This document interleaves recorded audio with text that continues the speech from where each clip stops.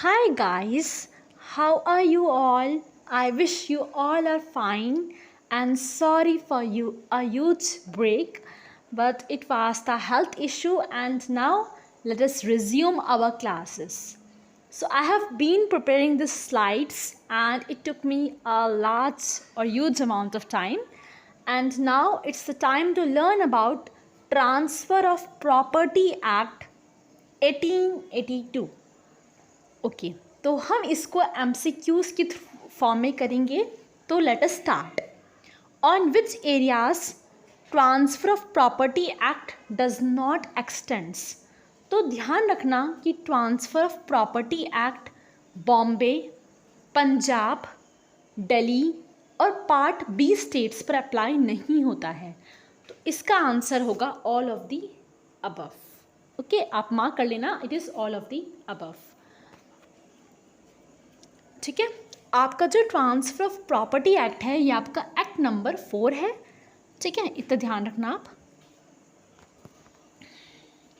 Okay, which sections are consistent with the Indian registration act 1908. Basically आपका transfer of property act का section 1 बताता है कि कहाँ कहाँ पर ये कुछ ऐसे एक्ट्स हैं, कुछ ऐसे सेक्शंस हैं जो इंडियन रजिस्ट्रेशन एक्ट के साथ लागू होते हैं. तो वो कौन कौन से हैं?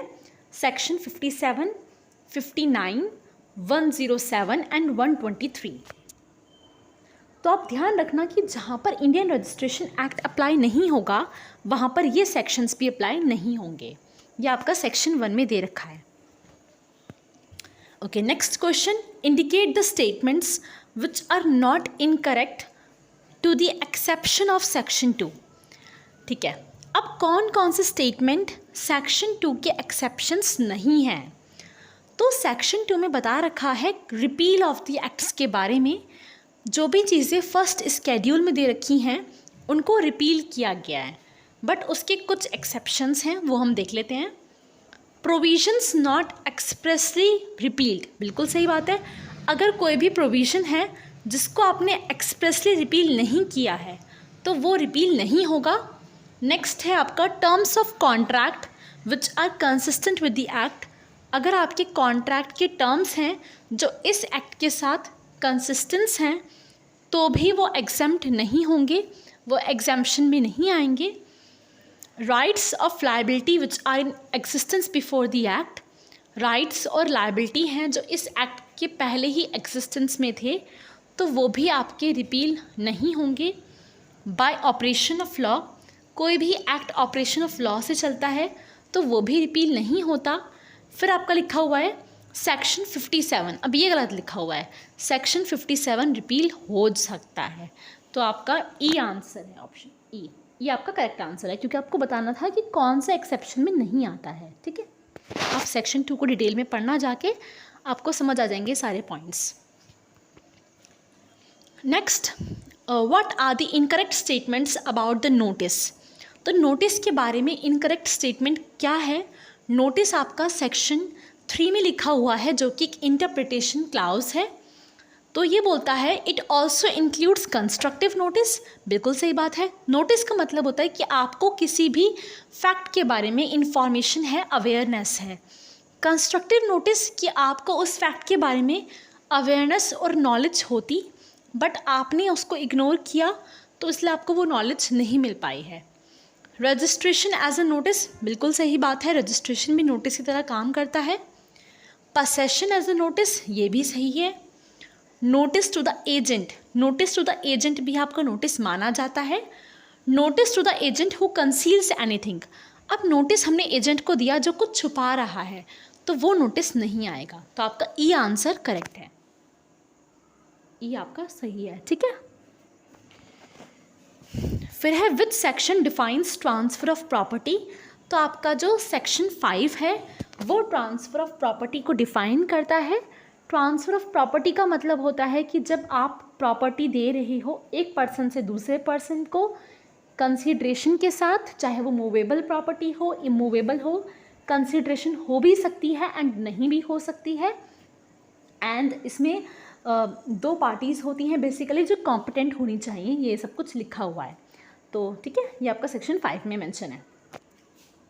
Okay, next point, what can not be transferred. अब क्या चीज़ें ट्रांसफ़र नहीं हो सकती, तो ये आपका लिखा हुआ है सेक्शन 6 में, जहाँ पे बताया हुआ है कि what may be transferred, but basically उसमें लिस्ट लिखी हुई है कि कौन कौन सी चीज़ें ट्रांसफ़र नहीं हो सकती। तो है right of re entry for breach of condition. अगर आप कंडीशन ब्रीच कर देते हो तो वो प्रॉपर्टी वापस से ओनर के पास आ जाएगी, तो ये बात तो वहाँ पे लिखी हुई है कि ये ट्रांसफ़र नहीं होगा, बिल्कुल सही है। दूसरा, right to future maintenance, maintenance भी कभी ट्रांसफ़र नहीं होता, ये भी बिल्कुल बात सही है। ईजमेंट्री राइट, अब कोई प्रॉपर्टी है, डोमिनेंट हेरिटेज है एंड उससे कोई ईजमेंट अटैच है तो वो भी ट्रांसफ़र नहीं होगा। फिर है legally disqualified person, legally disqualified person जो है वो भी प्रॉपर्टी को ट्रांसफ़र नहीं कर सकता, तो ये सारे ही आपका बिल्कुल सही माना जाएगा कि ये सब चीज़ें ट्रांसफ़र नहीं हो सकती। ठीक है, ओके, यहाँ पे ई ऑप्शन लिख लेना आप लोग, ऑल ऑफ दी अबव, सारे आपके स्टेटमेंट सही हैं, आपके सारे स्टेटमेंट सही हैं। ओके, चलो आगे पढ़ते हैं। Who are the persons competent to transfer. अब आपका सेक्शन 7 बताता है कि कौन कौन से पर्सन कॉम्पिटेंट है प्रॉपर्टी को ट्रांसफ़र करने के लिए। तो पहला बोला गया है जो पर्सन कॉन्ट्रैक्ट करने के लिए ट्रांसफ़र है कॉम्पिटेंट है, बिल्कुल सही बात है। पर्सन्स ऑथराइज्ड टू ट्रांसफ़र, जो पर्सन ऑथराइज्ड हैं ट्रांसफ़र करने के लिए, ये भी बिल्कुल सही है। पर्सन एंटाइटल्ड टू ट्रांसफ़र, ये भी सही है। और ऑल ऑफ द अबव, आपके सारे स्टेटमेंट सही हैं, तब का डी आंसर होगा। नेक्स्ट पे आ जाओ, in which situations absolute restriction is recognised. किन सिचुएशंस में एब्सोल्यूट रेस्ट्रिक्शन रिकॉग्नाइज होती है। एब्सोल्यूट रिस्ट्रिक्शंस, ओके, देखते हैं कि कहाँ कहाँ पर आप एब्सोल्यूट रेस्ट्रिक्शन को मान सकते हो। Where transaction does not come under the ambit of transfer, तो जो प्रॉपर्टी ट्रांसफ़र कर रहा है उसके अंदर में ही वो प्रॉपर्टी नहीं आती, तो आप एब्सोल्यूट रेस्ट्रिक्शन लगा सकते हो। देखो आपका सेक्शन 10, 11, 12 मना करते हैं कि आप एब्सोल्यूट रेस्ट्रिक्शंस नहीं लगा सकते, बट यहाँ पर आप लगा सकते हो। 3 केसेस हैं आपके। In case of lease, lease के केस में आप एब्सोल्यूट रेस्ट्रिक्शन लगा सकते हो क्योंकि वो प्रॉपर्टी आपकी नहीं है, आप सिर्फ उस प्रॉपर्टी को एंजॉय कर रहे हो। In case of married women का कोई राइट है तो भी आप रेस्ट्रिक्शन लगा सकते हो। तो ऑल ऑफ द अबव आपका करेक्ट आंसर होगा। ओके, अब आता है how can the transfer be made to the unborn person under section 13। तो सेक्शन 13 आपके ट्रांसफ़र की बात करता है to the unborn person. A prior life interest is created, एक प्रायर लाइफ इंटरेस्ट को क्रिएट करना है, बिल्कुल सही बात है। Unborn person must born before the death of life interest, वो जो अनबॉर्न पर्सन है उसको लाइफ इंटरेस्ट के मरने से पहले ही जन्म लेना होगा, ये भी बिल्कुल सही बात है। The transfer is done by the same transfer, जो ट्रांसफ़र हुआ है वो सेम ट्रांसफ़र से होना चाहिए, ये बिल्कुल सही बात है, तो आपका डी आएगा। सेक्शन 13 बोलता है कि अगर आपको अनबॉर्न पर्सन के बेनिफिट के लिए प्रॉपर्टी ट्रांसफ़र करनी है तो आप एक प्रायर लाइफ इंटरेस्ट को क्रिएट कर सकते हो जो कि लिविंग होना चाहिए, एंड जो आपका अनबॉर्न पर्सन है उसको जन्म लेना चाहिए, उसको एग्जिस्टेंस में आना चाहिए before the death of prior life interest, तब आप उस प्रॉपर्टी को ट्रांसफ़र कर सकते हैं। ठीक है, नेक्स्ट पे आते हैं। ओके, नेक्स्ट आपका चार्ट दे रखा है मैंने, देख लो उसको। सेक्शन 10 बोलता है कि अगर आप प्रॉपर्टी को एब्सोल्यूट ट्रांसफ़र कर रहे हो तो आप उस पर एब्सोल्यूट कंडीशन नहीं लगा सकते, वो आपकी कंडीशन वॉइड मानी जाएगी और वो पर्सन अपनी प्रॉपर्टी को एंजॉय कर सकता है बिना किसी रेस्ट्रिक्शन के। फिर आता है सेक्शन 11, ये बोलता है कि मैंने प्रॉपर्टी को ट्रांसफ़र किया एब्सोल्यूटली, बट मैंने उस पर रेस्ट्रिक्शन लगा दी कि आप इस तरह से प्रॉपर्टी एंजॉय करोगे, तो ये भी कंडीशन वॉइड है क्योंकि आप नहीं बताओगे कि हम प्रॉपर्टी को किस तरह से एंजॉय करेंगे। बट इसका एक एक्सेप्शन है, that is benefit of owner, अगर ओनर के बेनिफिट के लिए है तो हम लगा सकते हैं। फिर आता है सेक्शन 12।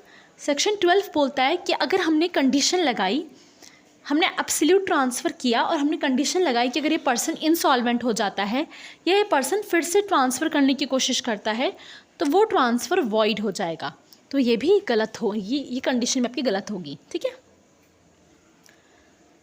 फिर आता है आपका in which conditions you can extend the remoteness of vesting. तो देखो आपका सेक्शन 19 जो है वो वेस्टेड इंटरेस्ट की बात करता है। जब भी कोई स्पेसिफिक सर्टेन इवेंट हो जाता है तो वो प्रॉपर्टी उस पर्सन के अंदर वेस्ट हो जाती है। तो कब तक आप उसको खींच सकते हो? Up to the death of prior life interest, सही बात है। डेथ हो जाएगी तब तक आप उसको रोक सकते हो, उसके बाद आप उस प्रॉपर्टी को वेस्ट होने से नहीं रोक सकते। If the minority of person ends, अगर वो पर्सन माइनर है तो आप रोक सकते हो, बट अगर उसकी माइनॉरिटी ख़त्म हो गई तो आप उस प्रॉपर्टी को नहीं रोक सकते। If the person has attend the particular age, अगर उसने एक पर्टिकुलर एज को ऑक्यूपाई कर लिया है अकॉर्डिंग टू सेक्शन 20, तो भी आपको प्रॉपर्टी उसको वेस्ट करनी पड़ेगी। तो सारे स्टेटमेंट यहाँ पर सही हैं। आई होप आपको इतने सेक्शन समझ आए होंगे। हम आगे सेशंस में कवर करेंगे। Till then bye bye, take care, Vande मातरम।